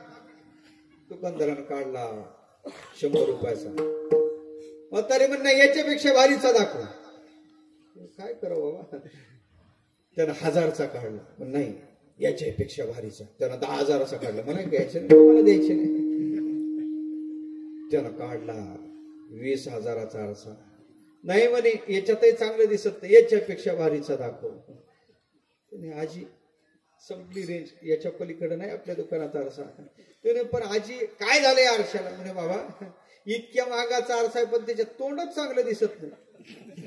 मी लहान होते ना म्हणे, तर 5 रुपयाच्या आरशात तोंड चांगलं दिसत होतं. आजी आरसा ठेव, आरशाचा दोष नाही ते तुझा दोष आहे बेटाला. प्राकृतिक सौंदर्य उपजता बरे दिसेल रूप वाढताचे नासे. प्राकृतिक सौंदर्यात दोष आहे. आलं लक्षात? हा दोष आहे प्राकृतिक सौंदर्यात. देशता बदलते, कालतः बदलते. मला वाटते प्रत्येकाला एक वस्तू सुंदर वाटत नाही. आमचे गुरुजी सांगायचे एक सगळ्याला आवडत नाही, सगळे एकाला आवडत नाही, सगळं सगळ्याला आवडत नाही. त्यांची ती कोटी राहायची. विषय सांगायचा झाला तर विशेषत्वानं सांगायचं झालं नाही. आणि प्राकृतिक सौंदर्य सजातीला जाणते. माणसं माणसाला सुंदर वाटतात. काही एखादी म्हैस म्हणते माझा मालक फार सुंदर आहे, नाही म्हणा. सजात याला जाणवते, विजयात याला जाणवत नाही. हे प्राकृतिक सौंदर्यात दोष आहे. पण परमात्मा सौंदर्यात हे दोष आहे. परमात्मा सौंदर्य देशता बदलत नाही, कालतः बदलत नाही. कथा आहेत पण घड्याळ पुढे गेलेले आहे. व्यक्तिताही बदलत नाही. सजातीयालाही जाणवते, विजयातीलाही जाणवते. परमात्म्याला रामप्रभूला पाहिल्यानंतर वानर सुद्धा खुश व्हायचे. उदाहरण सांगतो तुम्हाला. रावणाचा वध केला, सीतामातेला आणण्यासाठी पालखी पाठवली. पालखी सीतामाता बसलेली आहेत. वानर घेऊन ते पालखी येत आहेत. पालखीला पडदे. वानराने विचार केला का रे आपण सीतामातेचं दर्शन घेतलं नाही, सीतामाता कशा असतील? सर्वांग सुंदर राम जिच्यावर वाहला ती सीतामाता किती सुंदर असली पाहिजे. आपण मातेचं दर्शन घेतलं पाहिजे. पण सीतामाता पालखीत आहेत, पडदे आहेत. आणि उपाय उडी मारायची, पडदा बाजूला करायचा, मातेला पाहायचं, दर्शन घ्यायचं, बाजूला व्हायचं. एका वानरानं उडी मारली, पाहिलं, बाजूला झालं. दुसऱ्यानं पाहिलं, सीतामातेचं दर्शन घेतलं, बाजूला झाला. असं करता 10-15 वानरांनी, 25-30 वानरांनी, 50-100 वानरांनी पाहिलं, बाजूला झाले. आणि त्याने तोंड कशी तरी केले, बारीक तोंड केले, काहीतरी वाईट पाहिल्यासारखे तोंड केले. आणि मग त्यांच्यात कुजबूज चालू झाली. का रे सीता माता थोडी तरी सुंदर आहे का? सीता थोडी तरी सुंदर आहे का? कोण म्हणतात? ऐकत ना तुम्ही? ते वानर म्हणतात. त्याच्यात कुजबूज चालू झाली. पुढे लक्ष्मण दादा चालत होते. लक्ष्मणाने पाहिलं हे वानर आपसात काय कुजबूज करतात. लक्ष्मण थांबला. म्हणे का रे केव्हापासून काय चाललं तुमचं? म्हणे दादा रागावत नसाल तर विचारू का? म्हणे काय? म्हणजे सीता माता थोडी तरी सुंदर आहे का? रामाला अशा काही न भेटत्या होत्या का? हिच्यासाठी एवढं युद्ध करण्याची काय गरज होती? समुद्रावर सेतू बांधण्याची काय गरज होती? थोडी तरी सीता सुंदर आहे का? कोण म्हणतात? ते वानर. त्या वानराला लक्ष्मणाने विचारलं का रे तुम्हाला सीता माता सुंदर वाटत नाही? तर दादा थोडी तरी सीता माता सुंदर आहे का? झालं काय? ते वानर म्हणे सीता जर सुंदर असती तर तिला एवढी तरी शेपटी असती. म्हणजे वानराच्या दृष्टीनं सुंदर कोण? ज्याला शेपटी आहे ते सुंदर. जिची शेपटी जेवढी लांब आहे ती अधिक सुंदर. वानराच्या सौंदर्याचा निकष आहे. ऐका, सीता मातेला शेपटी नाही पण सीता माता सुंदर वाटत नाही. पण ते रामाला पाहतात. राम प्रभूलाही शेपटी नाही पण राम सुंदर वाटतो का नाही? का नाही? त्याचं कारण आहे सीता ही प्रकृती आहे. प्रकृतीकडे पाहते वेळेस प्राकृतिक निकषानच शेपटीची अपेक्षा करतात. रामाकडे पाहते वेळेस प्रकृतीच्या अतीत जाऊन त्याचं चिंतन करतात. राम त्याला सुंदर वाटतो का? परमात्मा सौंदर्य विजयात याला सुद्धा जाणवते. हे विशेषता आहे. ते प्राकृत सौंदर्य आहे पण सगळ्याला जाणवते. असं ते सौंदर्य आहे. मग आम्हाला का दिसत नाही? पाहण्याची नजर नाही. विशिष्ट गोष्टी पाहण्यासाठी विशिष्ट नजर पाहिजे. एकदा भाषण बिरबल काय सरकार आपल्या राज्यातलं सुंदर बाळ घेऊन ये. बिरबल बाहेर पडला. एक सुंदर बाळ शोधता शोधता त्याला असं बाळ दिसलं. काळ्या ढेकळात ठेवलं तर वेगळं करायला नव्हतं, इतकं काळं कुठं होतं. गंगा यमुना वाहत होती. गंगा यमुना ती तिथंच थांबली नव्हती. पुढं त्रिवेणी संगम झाला होता. ती त्रिवेणी तिथंच थांबली नव्हती. पुढं ब्रह्मगिरी वाट पाहत होता. त्या ब्रह्मगिरीवर तो प्रवाह येत होता. ते असं काळं कुट्ट पोरग फुस फुस फुस करत होत. बिरबलाला तेच बाळ सुंदर वाटलं. बिरबलाने उचललं, आणलं, बादशाच्या मांडीवर टाकलं. त्याचा घुरट वास सुटला. नाकातून मटेरियल बाहेर सारखं अखंड खंडे ना जीवन रामकृष्ण नारायण अखंड मुखातून चालू होतं. ते घरा पाहता पाहता ते टेकवलं. यानं प्रेसचे कपडे सकाळी घातलेले. बिरबल उचल उचल उचल काय करतो? म्हणे सरकार तुम्ही सांगलं आपल्या राज्यातलं सुंदर बाळ घेऊन. म्हणे सरकार या बाळासारखं सुंदर बाळ आपल्या राज्यात दुसरं तिसरं नाही. बिरबल काही डोकं फिरलं तुला? काही सौंदर्याचे निकष कळते? काही सौंदर्यशास्त्र कळते? अरे काय यात सौंदर्य? म्हणजे खरं सांगतो सरकार, या बाळासारखं सुंदर बाळ राज्यात नाही त्रैलोक्यात नाही. मग तर याची तळपाची आग मस्तकात गेली. म्हणे बिरबला तुला पटून द्यावं लागेल नाही तर फासावर देईल. म्हणे सरकार मीच याला सुंदर म्हणतो असं काही समजू नका, याला आणखीनही सुंदर म्हणणार आहे. म्हणे कोण म्हणते? बाकीच्याचे काय डोके फिरले का? ते म्हणते ना कोण म्हणते. तेवढ्यात बिरबलाने हाक मारली. हाक मारली एक बाई पुढे आली. मग त्या बाईला बिरबलाने विचारलं बाई हे बाळ कसं आहे? त्या बाईनं सांगितलं माझं बाळ न सोन्याचा उंडा आहे. माझ्या बाळासारखं सुंदर बाळ त्रैलोक्यात नाही. कोण असेल होती बाई? ऐका ना, ती त्या बाळाची आई आहे.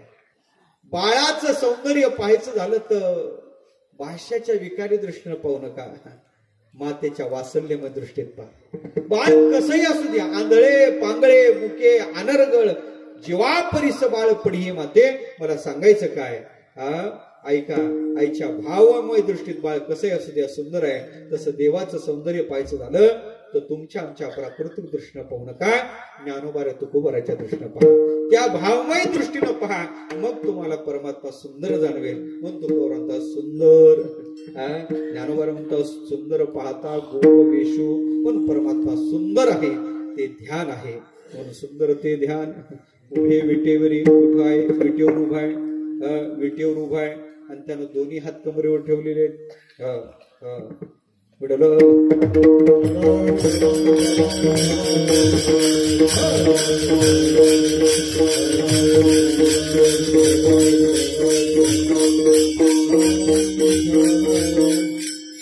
काही चरण होत नाही आपला एक शब्द चालू आहे. आणि मला आणखीनही सांगण्याची इच्छा आहे पण राहू दे आता, बाकी ठेवतो ना बाकी. पण देव सुंदर आहे ते ध्यान, विशिष्ट प्रकारची त्याची रचना, विशिष्ट ते ध्यान आहे. आणि उभे विटेवर उभा आहे. वीट भाग्याचे मला अन्य संतांचं फार लक्ष नाही विटेकडे गेलं, पण आमच्या ज्ञानोबाराचं लक्ष विटेपासून हटलं नाही. ज्ञानोबारा देवाकडे अपेक्षा प्रकट करतात. मी वाराणसीच्या यात्रेला जाईन, प्रयाग तीर्थ पाहीन, पण देवाच्या पायाच्या खालची वीट मी होणार नाही. ज्ञानोबा अपेक्षा प्रकट करतात. विठोबा पायची वीट कैबा मी होईन. ज्ञानोबाराची इच्छा आहे. सामान्य वीट भाग्याची. आम्ही त्या देवाच्या दर्शनाला जातो. किती तास तुम्हाला उभं राहायचं त्या देवाच्या समोर? पाय धरून किती वेळ उभं राहू शकता? नाही महाराज, किती तास नाही, किती मिनिटं नाही, किती सेकंदात बाजूला करता. आणि त्या विटेला अखंड पाय भेटले. सामान्य भाग्याची विट आहे. ज्ञानोबा जन्मोजन्मीच्या सायासे विठ्ठल लाधला पुंडलिकाशी. पूर्वी पुण्य केले ओ माय, विटे लाधले या विठोबाचे पाय. सामान्य भाग्याची विट आहे. पण त्या विटेवर परमात्मा उभा आहे. वीट म्हणजे काळाचं प्रतीक आहे. वीट म्हणजे भक्ताचं अंतःकरण आहे. आणि वीट म्हणजे इंद्र आहे. 3 कथा आहेत त्याला. 3 कथा आहेत. काळाचं यज्ञ संस्थेत विटा काळाचं प्रतीक घेण्यात येतं. वीट म्हणजे भक्ताचं अंतःकरण आहे. भक्तांनी दिलेली अल्प स्वल्प जागा आहे. आणि मला वाटते वीट म्हणजे प्रत्यक्ष इंद्र आहे, शापित होऊन पडलेला आहे. कथा काय सांगत नाही, पण तो विटेवर उभा आहे. पण दुसरं आहे, कमरेवर त्याने हात ठेवले. कर कटावरी त्याने कमरेवर हात ठेवले. कमरेवर त्याने हात का ठेवले? त्याचे जवळजवळ 30-32 कारण. किती? नाथ बाबाची सलग गाथ्यात 3-4 अभंग आहे. नाथ बाबांनी सलग सांगितलं देवाने कमरेवर हात का ठेवले. 7 दिवसापर्यंत गोवर्धन पर्वत यांनी हातावर धरला आणि हात थकून गेला. असा हात किती दिवस माणूस ठेवते? ते कुंभात आहे ना एक साधू,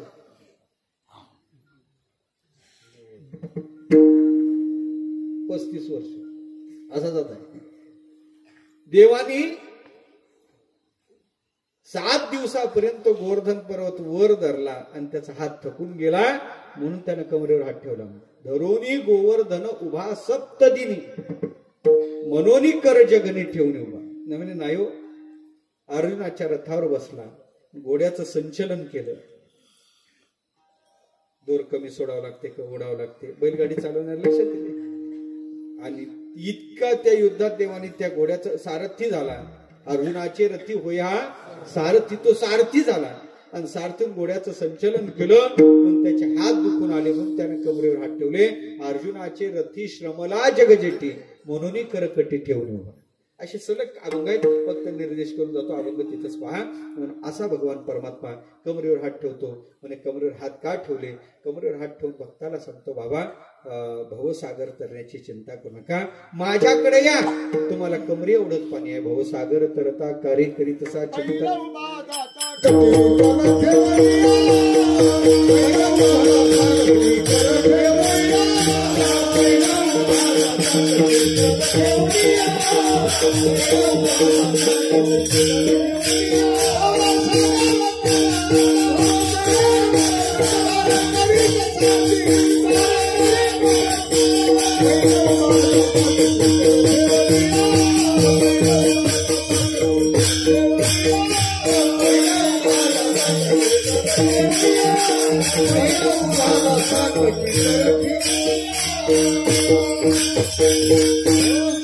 सागर तर चिंता करू नका, माझ्याकडे या. भगवान परमात्मा तारू भला पांडुरंग पाव भिदो निधी अंग, असा परमात्मा उभा आहे. कमरेवर त्यानं म्हणून हात ठेवले. हा कमरेवर हात ठेवून सांगतो, प्रमाणम भवाब्धी हृदम मामकानाम नितंबकराभ्याम धतो येन तस्मात विधातुर्व सत्ये धृतो नाभिकोश परब्रह्मलिंगम भजे पांडुरंगम. म्हणे याने कमरेवर हात ठेवले. कमरेवर हात का ठेवले? म्हणे कंबर मधला भाग आहे. तो सांगतो, मी वरचा नाही, मी खालचा नाही, मी मधला आहे. म्हणजे मी वरचा राम नाही, म्हणजे मी परशुराम नाही, मी खालचा राम नाही, म्हणजे मी बलराम नाही, मी मधला राम आहे, मी दाशरथी राम आहे. ते सांगण्यासाठी कमरेवर हात ठेवले. त्यांनी कमरेवर हात का ठेवले? म्हणे अर्जुनाच्या ते गोकुळात 9 लाख गायची धार काढून, म्हशी नव्हत्या त्यावेळेस, जर्शाही नव्हत्या, गावरा नव्हत्या, आणि खर जर गायला असला तर धार काढायला जड जाते महाराज, हातात वात येते. 9 लाख गायची धार काढून हातात वात आला, थकून गेले म्हणून कमरेवर हात ठेवले. नाही म्हणे त्याने कमरेवर हात का ठेवले? त्या राजसी यज्ञात पाय धुवायला वाकला, एवढे ब्राह्मण आले आणि पाय धुण्यासाठी वाकला, वाकूनच राहिला, म्हणून त्याची कंबर लागली, म्हणून कमरेवर हात ठेवले. म्हणजे नाही, याने कमरेवर हात का ठेवले? कमरेवर हात ठेवण्याचं कारण काय? म्हणजे त्याचं कारण असं आहे, त्या यज्ञात त्यांनी ते पत्रवाळ्या उचलण्याचं काम केलं आणि ते एवढे ब्राह्मण जेवले, एवढे भक्त जेवलेत, तो वाकूनच काम करत होता म्हणून त्याचे हात धुतले. नाही, वेगळ्या भक्ताची वेगळी कामं करून थकून गेला. आणि थकलेला माणूस काय करते? कमरेवर हात ठेवून उभा राहतो. म्हणून देवाने कमरेवर हात ठेवले. देवाने कमरेवर हात का ठेवले? एक सांगतो. एक दिवस घरातच चोरी केली, ओखळावर उभं राहिला, लोणी चोरून खाल्लं. यशोदेच्या लक्षात आलं, पोरग फार विचित्र झालं. चोरी केली म्हणल्याबरोबर यशोदेनं केलं काय? कृष्णाला उखळाला बांधलं. काय केलं? कृष्णाला उखळाला बांधलं. म्हणजे उखळाने याला साथ दिली म्हणून उखळाला कृष्णाला बांधलं. आलं लक्षात तर घ्या, नाही तर द्या सोडून. चोर जितका गुन्हेगार तसा चोरीला सहाय्य करणार आहे गुन्हेगार. उखळाने साथ दिली म्हणून उखळाला कृष्णाला बांधलं, आणि कृष्णानं चोरी केली, कृष्णाला उखळाला बांधलं. यशोदा कामाला निघून गेले. तेव्हा आता आपली युती, दोघांची, उखळाची कृष्णाची युती घेऊ करून करून करून ते निघले. तेव्हा आता जाऊ दे, आई कामाला गेली, आपण बाहेर निघू. बाहेर निघलेत आणि निघल्यानंतर झाला असं, दारात जोड वृक्ष होता असा विमल अर्जुन नावाचा. कृष्ण पलीकडे गेला आणि उखळा सांगलं, ये माझ्या माग. ते म्हणे नाही येणार. युती होती, त्यानं तोडली होती. झालं असं, ते आडवं झालं. ते म्हणे आता आला ना माझ्यासोबत, तुला नाही सोडत, ओढून तर नेतो. आणि मग त्यानं ओढलं महाराज. ओढल्याबरोबर ते झाड उन्मळून पडलं, मुळासकट उन्मळलं, आणि ते झाड कृष्णाच्या पाठीत पडलं आणि त्याच्या मणक्यात गॅप पडला. मणक्यात गॅप पडला. मणक्यात गॅप पडल्यावर पाठ कशी दुखते? जावे त्याच्या वंशा, म्हणून यानं कमरेवर हात ठेवले. आता किती कारण सांगू, असे भरपूर कारण आहे. त्याने कमरेवर हात ठेवले. सुंदर ते ध्यान उभे विटेवरी कर कटावरी ठेवून या. आणखीन आपलं सौंदर्य खुलण्यासाठी भगवान परमात्म्याने काही शृंगार केले. त्या अभंगाचं दुसरं चरण असेल, तुळसी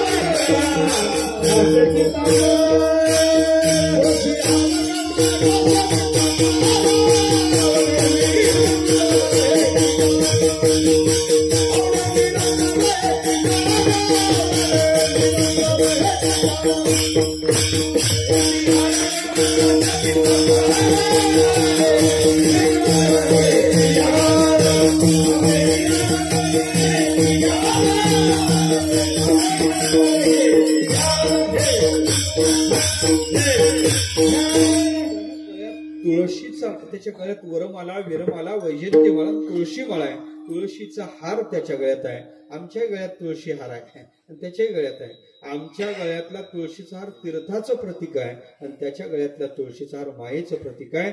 माझ्या एकदेशस्थ ही माया आहे हे सांगण्यासाठी त्याचा तुळशी हार आहे आणि तो अपाद आहे, पायापर्यंत आहे. तुळशी हार गळा काशी पितांबर, काशीला पितांबर आहे. तो पितांबर साधा नाही, प्रत्यक्ष वेदच त्याचं ते वस्त्र झालेले आहे. जयाचे यशा धाकुटे वेढून पुरे प्रणवाचे पेठे झाले शब्द ब्रह्म माझी ठे जी जयाचे यशा धाकुटे वेढून पुरे प्रत्यक्ष वेद. आता याला कथा आहेत पण मला ती वेळ संपलेली आहे. तो वेदच याचं वस्त्र झालेलं आहे म्हणून ते वेद म्हणजे प्रत्यक्ष छंदो वासमय पिता हे वस्त्र झालं. तुळशी हार गळा काशी पितांबर आवडील हे मला अखंड अशा प्रकारचं त्याचं रूप आवडतंय. असा भगवंत परमात्मा मकर कार कुंडल गळ्यात कानात घालतो. मकर कुंडले तळपती श्रवणे कंठिक सोमवनी विराजित. मकर कार कुंडल म्हणजे एक सांख्य शास्त्र आहे आणि एक योग शास्त्र आहे. ही शास्त्रच त्याच्या कानातले कुंडल झाले. नाथबाबाचा आणखीन एक अभंग आहे, सगळी भक्तच देवाचे शृंगार झाले असा एक गोड अभंग आहे. आलं लक्षात?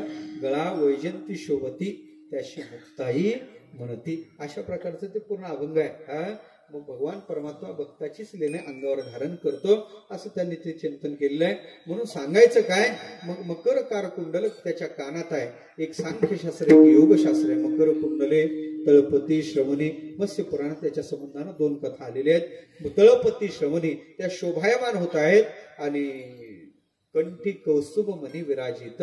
कंठात कौस्तुभ मणी आहे. तो कौस्तुभ मणी प्रत्यक्ष आत्मज्योतीचं प्रतीक आहे. हा परमात्मा तेजो राशी आहे. ती वस्तू की तेजो राशी याचं प्रकाशन कोणी करू शकत नाही. स्वयमेवानुभूतित्वात विद्यते नानुभाव्यता ज्ञातृ ज्ञानांतरा भावा दज्ञेयो नत्व सत्तया.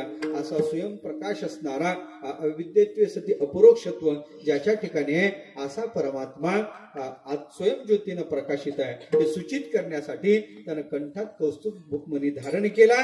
असा परमात्मा तुकोबार म्हणतात. आमच्या आवडी वृत्तीचा विषय आहे ते श्रीमुख मी पुन्हा पुन्हा पाहीन. अभंगाचं शेवटचं कामने वाजे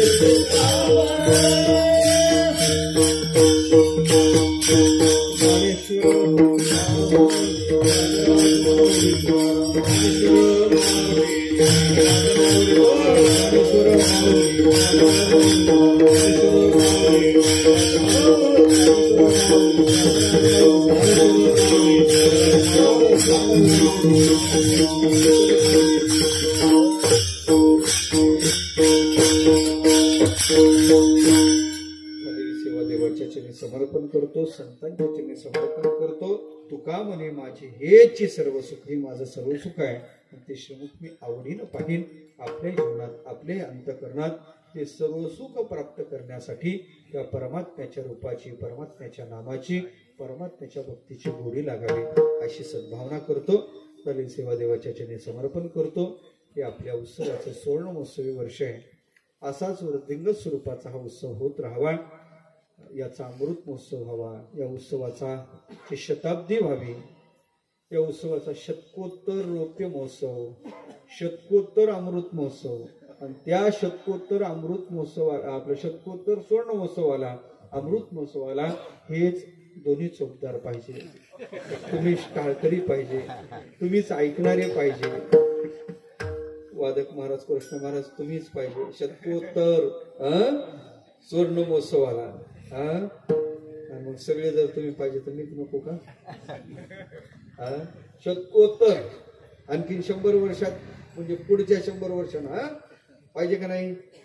मग तुम्ही याल का नाही ऐकायला? तुम्ही काही बोलत नाही बा, काही तुम्हाला नको? 100 वर्षांना आणखी फक्त 100 तर आहेत, फक्त 100, फक्त किती आहे? पण अशा वृद्धिंगत स्वरूपाचा हा भक्ती उत्सव व्हावा, मग अशी सद्भावना करतो. गोड अशा प्रकारचं आयोजन, देखना मंडप आहे, गोड सर्विस आहे. महाराज थोडा आवाज किंवा नाही, कुर नाही, किर नाही, असं कारण आहे. तिथं बसलेले जाणते, म्हणून सगळ्यांना कोटी कोटी कोटी धन्यवाद देतो. पूजनीय परमश्रद्धेय रामायणाचार्य आमचे संजय बाबा यांच्या पावन मुखातून रामकथेचं पान करतो आपण. मला वाटते आपण त्या विश्वात जातो, त्या विश्वात जातो. कथा ऐकते वेळेस आपण मंत्रमुग्ध होऊन जातो. अशी गोड कथा आपण श्रवण करत आहात. कथा सुख करी, कथा सुख करी, कथा याची बरी विठोबाची, अशी कथा आपण ऐकत आहात. आपली व्यथा निवृत्त करण्यासाठी कथेचं पान करता. सकाळी कीर्तन, संध्याकाळी कीर्तन, गाथा भजन असा गोड कार्यक्रम आहे. म्हणून कोटी कोटी धन्यवाद देतो. संतांची कृपा, देवाची कृपा आपल्यावर व्हावी अशी सद्भावना करतो.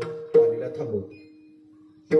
हरिभक्तीपरायण राम गुरुजी आवतं म्हणायचं फक्त. हरिभक्तीपरायण लक्ष्मण पांचा द्रुपद, हरिभक्तीपरायण अमृत बाप्पा बजरंग आवतं. तुका म्हणे माझे सर्व सुख, तुका म्हणे माझे सर्व सुख, तुका म्हणे माझे सर्व सुख, तुका म्हणे माझे सर्व सुख.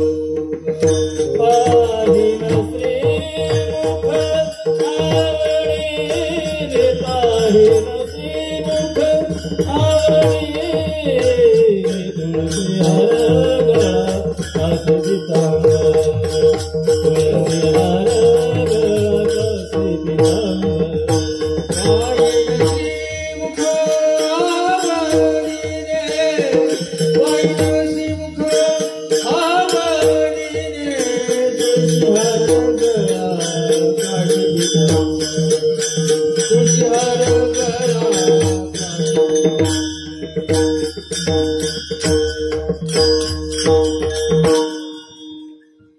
तुळसी हार गळा कासे पितांबर, तुळसी हार गळा कासे पितांबर, तुळसी हार गळा कासे पितांबर, तुळसी हार गळा कासे पितांबर, तुळसी हार गळा कासे पितांबर, तुळसी हार गळा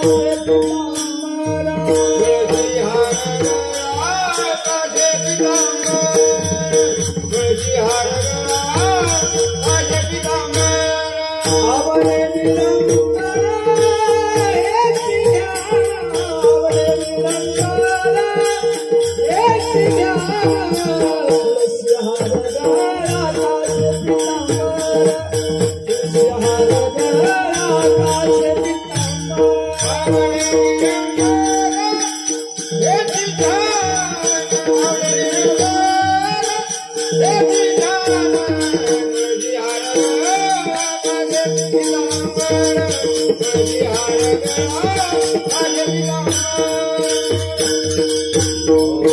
you.